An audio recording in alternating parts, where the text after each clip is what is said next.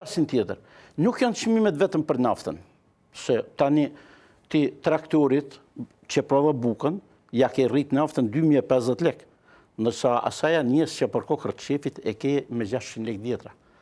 Pra, prap nuk është zgjidhja, prap po në lufton ignoranca, arroganca, servilizmi, poshtërsia, përqarja, hajdutleku që kemi në këtë vend.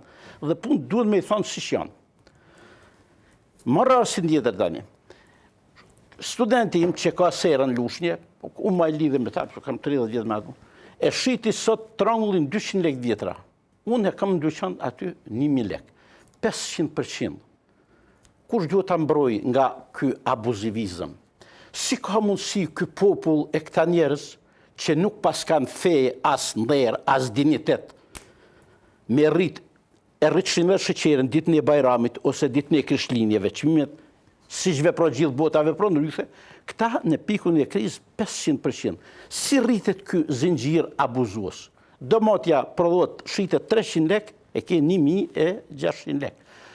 Kumulla e gjelbër ose mirabolane ose shëngjine, si i themi ne, kumulla e egër doli fillimisht me 2200 lek. S'don asnjë lloj shërbimi. Pse o njerëz?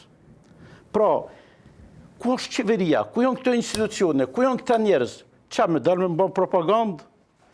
Jo mërë shok, paguash nga taksat tona. Edhe unë paguam nga taksa e populli.